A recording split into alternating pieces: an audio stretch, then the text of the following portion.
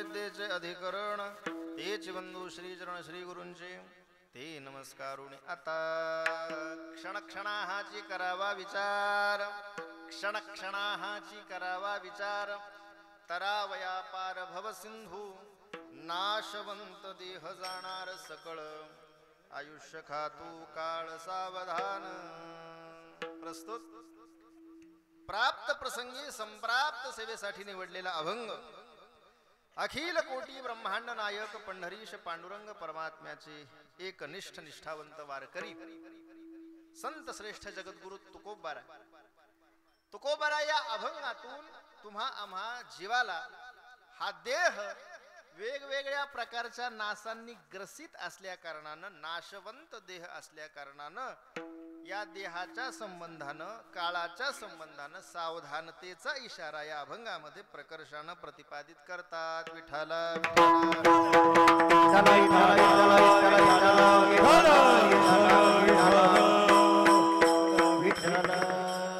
अभंगाच्या भावार्थाचा विचार करण्यापूर्वी अगदी अल्पसा परिहार देणं अगत्याचं असतं। तो परिहार म्हणजे असा, आपल्या मौजे आर्वी गावातील एक ज्येष्ठ नागरिक ज्येष्ठ पारमार्थिक व्यक्तिमत्व वैकुंठवासी रामकिशनरावजी दौलतरावजी कदम पाटील यांचं सरासरी 1 महिन्यापूर्वी देहावसान झालं।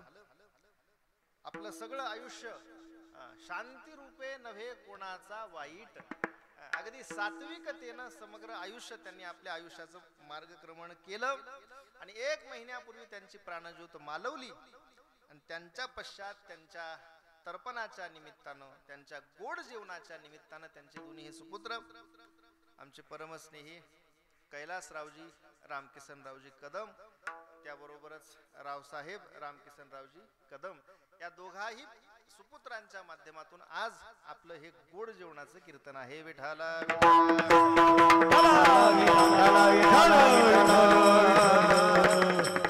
आणि आज या कीर्तन सेवेसाठी पंचक्रोशीतील सगळी ख्यातनाम कलाकार मंडळी उपस्थित आहेत। ज्येष्ठ वारकरी कीर्तनकार वारकरी चालींचा खजिना म्हणून ज्यांच्याकडे आम्ही बघतो असे आदरणीय हरिभक्तीपरायण दत्ता महाराज झाडे मुरुंबेकर यांची सुद्धा या ठिकाणी कीर्तनाला गोड उपस्थिती आहे। त्याबरोबरच हरिभक्तपरायण माऊली महाराज टाकळगव्हाणकर यांचीही गोड उपस्थिती आहे। आमचे बाळू महाराज आहेत, आमचे दिलीपरावजी आहेत आणि गावातील सर्व ज्येष्ठ श्रेष्ठ भजनी मंडळी वाजवायला आमचे कृष्णा महाराज करंजीकर यांचीही गोड उपस्थिती आहे। गावातील सर्व पारमार्थिक सामाजिक क्षेत्रातील सर्व मंडळी आमचे नामदेव महाराज सुद्धा घुले नामदेव महाराज यांचीही उपस्थिती आहे। सर्वांच्या उपस्थितीमध्ये सरासरी 1 तासामध्ये आपल्याला या अभंगाचं चिंतन करायचं। विठ्ठला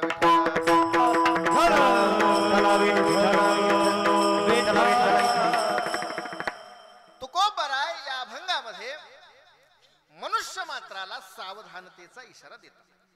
तसं पाहायला गेलं तर आजची ही सेवा ही आपली नैमित्तिक स्वरूपाची सेवा आहे। मनुष्य जेवढं जे काही कर्म करतो, कारण कर्म केल्याशिवाय मनुष्य क्षणभर सुद्धा राहू शकत नाही। गीता सांगते नाही कश्चित क्षणमपि जातु तिष्ठत्य कर्मकृत कार्यते ह्यवशः कर्म सर्व प्रकृतीचैर गुणैः। मनुष्याचा स्वभाव हा मनुष्याला कोणतं ना कोणतं कर्म करण्यामध्ये प्रवृत्त करत असतो आणि मनुष्य प्रत्येक क्षणाला कोणतं ना कोणतं कर्म करतच असतो। आणि मग त्या कर्माचे विभाग करत असताना शास्त्राने 4 प्रकारचे केले। त्याच्यामध्ये नित्य कर्म, नैमित्तिक कर्म, काम्य कर्म आणि प्रायश्चित्त कर्म। मग त्या नित्य कर्मामध्ये आपण जे स्नान संध्या हे जे कर्म करतो, देवपूजा असेल, हे नित्य कर्मामध्ये त्याचा समावेश झाला। काही कामना मनामध्ये धरून, एखादी इच्छा मनामध्ये धरून एखादा नवस केला जातो, एखादं काम केलं जातं, एखादं कर्म केलं जातं, त्याला शास्त्रानं काम्य कर्म म्हटलं। आणि एखादा अपराध जर आपल्याकडून घडला असेल, त्या पापाच्या प्रक्षालनाकरता जे काही शास्त्रानं सांगितलेलं कर्म आहे त्या कर्माला प्रायश्चित्त कर्म म्हणतात। आणि एखाद्या निमित्ताला अनुसरून केलेलं जे कर्म असतं निमित्तम अनुसरती इति नैमित्तिकः।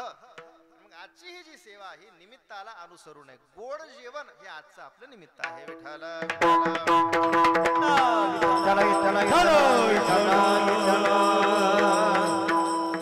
ज्ञानोबा ज्ञानेश्वरी मध्ये पुत्राला त्याचं जे कर्तव्य आहे त्याची आठवण करून देताना एक निमित्त सांगतात। सोम सूर्यादी ग्रहणे येवोनी करवती पारणे, माता पितर मरणे अंकित जे दिवस. आपले आई वडील या ज्या तिथीला देह ठेवतात ती तिथी त्या पुरुषाशी त्या पुत्रासाठी अत्यंत पवित्र तिथी सांगितलेली आहे. माता पित्याचा अंतकाळ, जन्मात जोडे एक वेळ, विठाला विठाला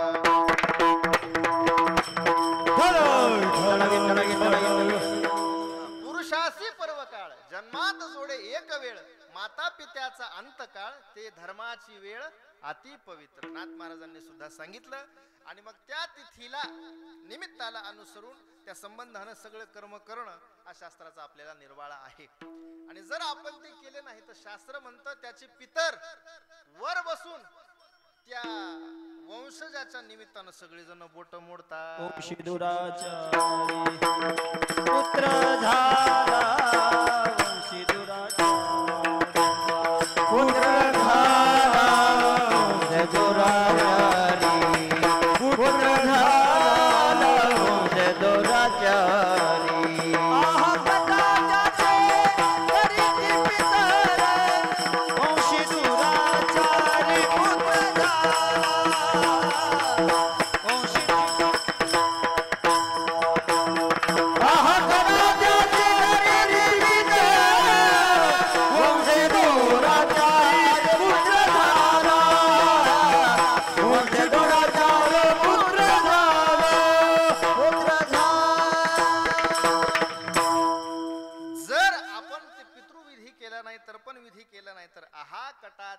करीती पितर वंशी दुराचार पुत्र झाला. म्हणून आपलं शास्त्र सांगतं की आई वडील जिवंत असताना त्यांची सेवा करणं आणि आई वडील गेल्यानंतर त्यांच्या निमित्तानं हे पितृवर तर्पणाचा विधी सांगितलाय. आणि त्याच्या अगोदर तर जिवंत असताना खऱ्या अर्थानं त्यांची सेवा सांगितलेली.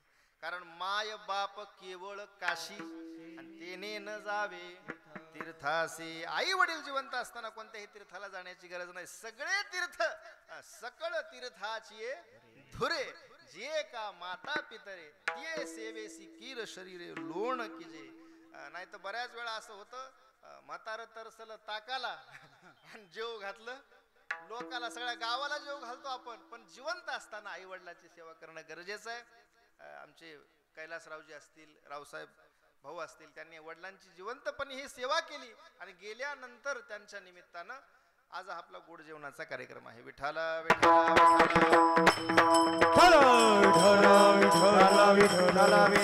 कारण मनुष्याला 3 प्रकारचे ऋण सांगितले शास्त्रानं. आपली भारतीय संस्कृती, या भारतीय संस्कृतीमध्ये ऋषींनी लिहिलेले 2 महाकाव्य आहेत. त्याला आर्ष महाकाव्य म्हणतात शास्त्रीय भाषेत. त्याच्यामध्ये रामायण आणि महाभारत. त्या महाभारतामध्ये पांडवाचे वडील पंडू राजा आणि किंदम ऋषी यांच्यामध्ये वनगमनामध्ये संवाद झालेला आहे. आणि त्या संवादामध्ये किंदम ऋषीनं पंडू राजाला मनुष्याचे 3 प्रकारचे ऋण सांगितले. तिघाचं ऋण आहे आपल्यावर. पहिलं ऋण आहे म्हणले ते देवाचं ऋण आहे, त्याला देव ऋण म्हणावं. दुसरं ऋण आहे ते ऋषींचं ऋण आहे, त्याला ऋषी ऋण म्हणतात. आणि तिसरं आपल्यावर ऋण आहे ते आपल्या पितरांचं ऋण आहे, त्याला पितृऋण म्हणतात. विठाला विठाला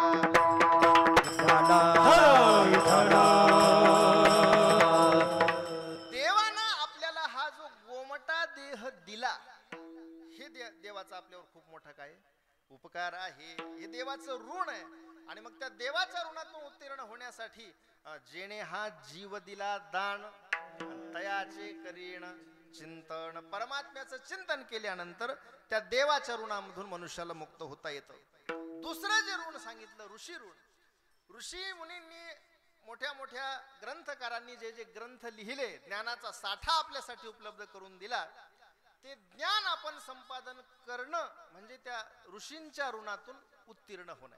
म्हणून क्षणशः कणशः चैव विद्याम अर्थंच संचयित शास्त्रानं सांगितलं. आणि मग हे देवऋण जे भगवान विष्णूच्या संबंधानं आहे, ते चिंतनानं त्याच्यातून उत्तीर्ण होता येतं. ऋषी ऋण जे भगवान शंकराच्या संबंधानं आहे, ते ज्ञानाच्या माध्यमातून ज्ञान संपादन केल्यानंतर त्याच्यातून आपल्याला उत्तीर्ण होता येतं. आणि तिसरं जे ऋण आहे पितृऋण, हे पितृऋण भगवान ब्रह्मदेवाच्या संबंधानं आहे. आणि मग या पितृऋणातून उत्तीर्ण होण्याकरता शास्त्रानं तर्पण विधी सांगितला. त्याच्यामध्ये पित्रे स्वधा म्हणजे इतर देवतांना जी आहुती दिली जाते ती स्वाहा स्वाहा असते आणि पितरांना जी दिली जाते त्याला स्वधा म्हणतात. स्वहामी स्वधा ज्ञानेश्वरीमध्ये सगळं त्या ठिकाणी वर्णन आलेलं आहे. आणि मग पितराच्या संबंधानं जवळपास गरुड पुराणामध्ये 84 प्रकारचे श्राद्ध त्या ठिकाणी सांगितले. पण एवढं सूक्ष्म आपल्याच्यानं एवढं करणं होत नाही. मग त्याच्यानंतर 3 प्रकारचे श्राद्ध तर्पण विधी सगळ्या शास्त्रानं आपल्याला सांगितला. आणि मग या 3 ऋणातून उत्तीर्ण होण्याकरता मनुष्यानं, कारण उपकारातून उत्तीर्ण होणं हे मनुष्याचं आद्य कर्तव्य आहे. विठ्ठल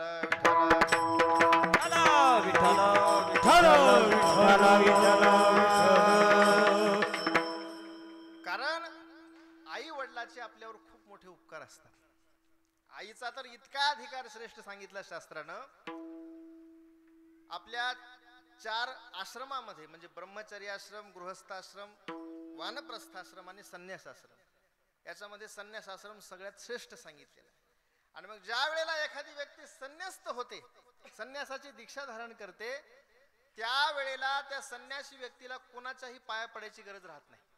शास्त्र सांगतं त्या माणसाला आता कोणतेही कर्म शिल्लक राहिलं नाही. देवाच्या मंदिरात गेल्यानंतर सुद्धा त्या माणसाला देवाच्या पाया पडण्याची गरज नाही.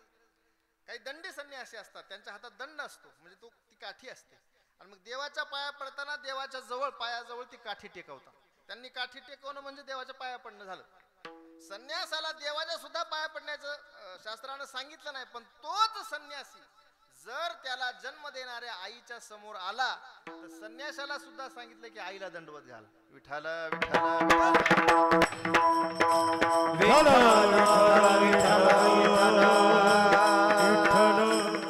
म्हणून आईचा अधिकार श्रेष्ठ आहे आणि त्याबरोबरच वडिलांचा सुद्धा अधिकार आहे. आपलं सगळं जे काही आयुष्य आहे, वडील काय करतात तर म्हणले बाप करी जोडी लेकुराचे एकाएकी केला मिरासीचा धनी. सगळे जे काही आपलं जे काही संपत्ती असेल आयुष्यभर काबाड कष्ट करून त्या मुलाकरता ते वडील जमवत असतात. वडिलांचे अगणित उपकार असतात आणि त्यांच्या ऋणामधून उत्तीर्ण होणं हे लेकराचं कर्तव्य असतं.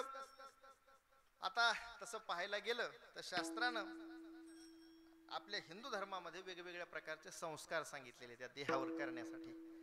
त्याच्यामध्ये 16 प्रकारचे संस्कार आपल्या हिंदू धर्मामध्ये आहेत. पहिला संस्कार आहे गर्भाधान संस्कार.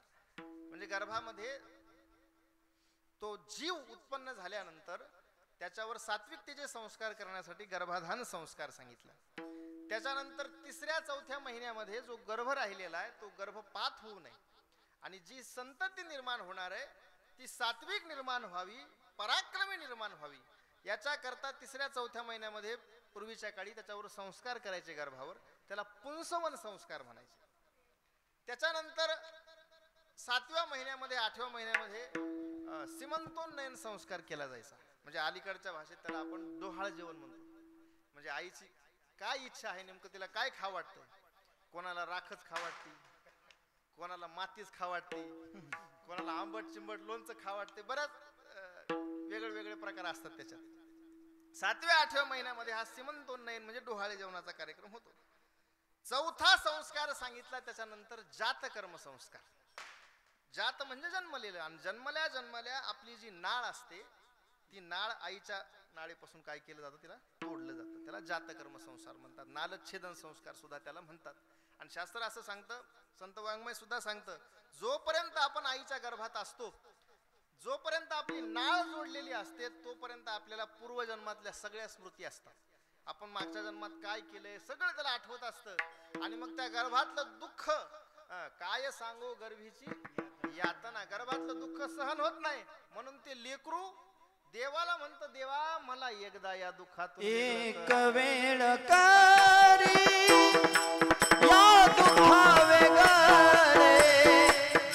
एक वेळ करी या दुःखा वेगळे, एक वेळ करी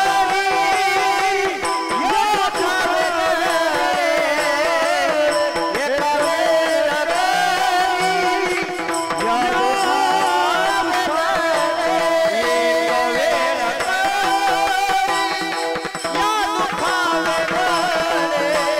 या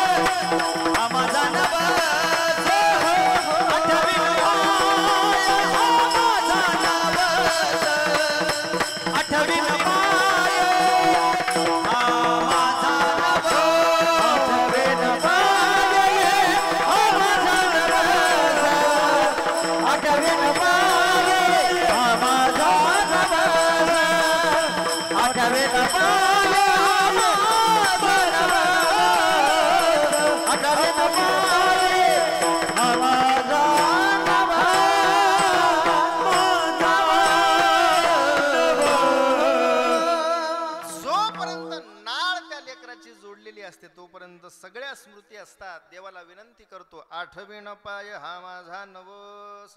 देवा मी तुला नवस करतो, एकदा मला या दुःखातून वेगळं कर.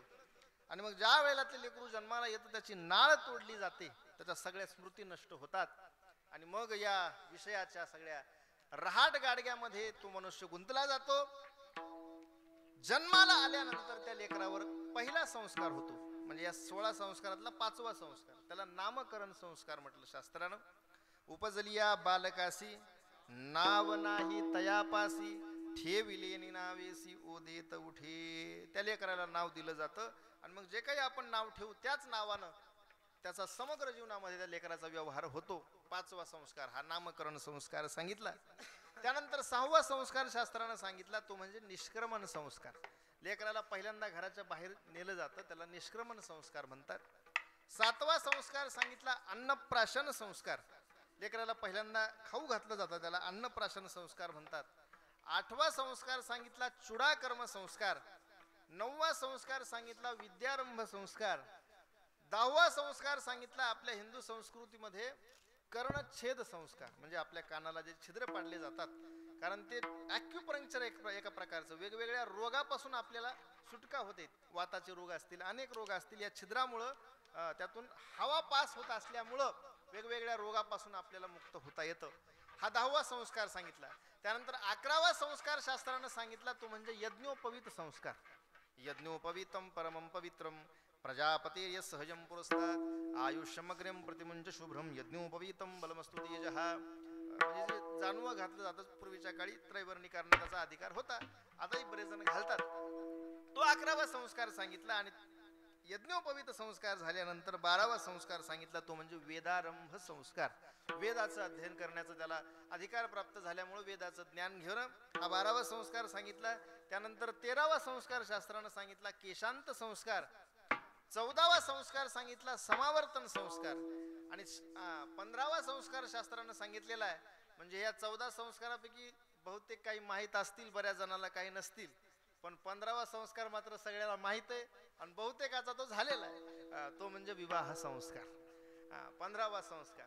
आणि या 15 संस्कारापैकी एखादा झाला असेल, एखादा झाला नसेल, पण शेवटचा जो संस्कार आहे 16वा संस्कार, तो मात्र प्रत्येकाचा होणार आहे. तो म्हणजे अंतिम संस्कार. विठाला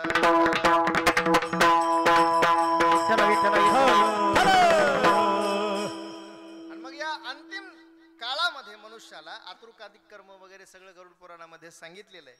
आणि मग ज्या वेळेला आपलं मरण जवळ येतं, मरण जवळ आल्यानंतर यमाचे दूत आपलं जे स्थूल देह आहे, या स्थूल देहामध्ये सूक्ष्म देह सांगितलेला आहे. 17 प्रकारच्या तत्वांनी युक्त असणारा, पंच ज्ञानेंद्रिय, पंच कर्मेंद्रिय, पंच प्राण, मन आणि बुद्धी. काही ठिकाणी हे अंतकरण चतुष्टय गोळा करून 19 सुद्धा तत्वाचा हा सूक्ष्म शरीर आपल्याला म्हणता येतं. आणि मग हे सूक्ष्म शरीर आणि हे स्थूल शरीर, म्हणजे स्थूल शरीर म्हणजे जे दिसतं आपल्याला, आणि याच्या आत असतं सूक्ष्म शरीर. मग यमाचे दूत आल्यानंतर आपलं जे सूक्ष्म शरीर आहे ते सूक्ष्म शरीर नेण्याकरता येतात, आणि त्याच्यावर जेव्हा पाश टाकतात, तो पाश टाकल्यानंतर हा स्थूलाचा गुंता आणि सूक्ष्माचा गुंता, ते गुताडा निघताना होते त्रास. मनुष्याला ते यमाचे दूत प्राण ओढत असताना मनुष्याला त्या गुंत्यामुळं एक एक रोमाच्या ठाई सहस्त्र इंगळाची वेदना पाही. नाथ महाराजांनी म्हटलं की एका एका रोमाच्या ठिकाणी हजारो इंगळ चावल्यासारख्या वेदना त्या मनुष्याला मृत्यूच्या टायमाला होतात. आणि मग ज्या वेळेला यमाचे दूत त्याचं सूक्ष्म शरीर वेगळं करतात, मग तिथून पुढे गरुड पुराणामध्ये प्रेतकल्पामध्ये सगळ्या त्या जीवाचा प्रवास सांगितलेला आहे. सौम्यम सौमीपुरम नगेंद्र भवनम गंधर्व शैलागमम क्रौंचम क्रूरपुरम विचित्र भवनम बहुवापदम दुःखदम नानाक्रंदपुरम सुतप्त भवनम रौद्रम पयोवर्षणम शीताढ्यम बहुभीत धर्म भवनम याम्यम पुरम चाग्रतः. त्या जीवाचा यमपुरीकडला सगळा प्रवास सांगितलाय. आणि यमाच्या पुढे गेल्यानंतर चित्रगुप्त मग त्या माणसाची सगळी डायरी काढतो, आणि मग त्या डायरीमध्ये या माणसानं काय काय पराक्रम केला सगळा जन्माचा सगळा जो लेखाजोखा आहे चित्रगुप्त यमाला वाचून दाखवतो. आणि मग ज्या माणसानं जन्मभर आपल्या परमार्थ केलेला आहे, परमात्म्याचं नामस्मरण केलं, कुणालाही विनाकारण त्रास दिला नाही, अशा माणसाला मात्र यम महाराज त्या ठिकाणी लवकर मुक्त करतात, त्यांना वैकुंठाला पाठवतात. आणि मग त्या यमाच्या दरबारामध्ये गेल्यानंतर मनुष्याला यमानं लवकरात लवकर आपली फाईल पास करावी, तात्काळ वैकुंठाचा मार्ग आपल्याला मोकळा करून द्यावा, याकरता मनुष्यानं जन्मभर चांगलं कर्म करणं गरजेचं आहे. आणि कर्म करण्या अगोदर, कारण कर्म करायचं असेल तर त्याच्या आवड येते वृत्ती किरीटी, आधी मनवणीची उठी. कोणतंही कर्म करायचं असेल तर त्याचा बरोबर अगोदर त्या वृत्तीनं ठरवलं पाहिजे, विचार व्यवस्थित झाला पाहिजे. आणि मग मनुष्याला यमपुरीमध्ये गेल्यानंतर आपली फजिती होऊ नये म्हणून जिवंत असताना मनुष्यानं या भवसिंधूतून पार जाण्याकरता क्षणाक्षणाला विचार करावा. या अभंगाच्या पहिल्या चरणात महाराज क्षण क्षण हाची करावा विचार, क्षण क्षण हाच करावा विचार, क्षण क्षण हाच करावा विचार, क्षण क्षण हाची करावा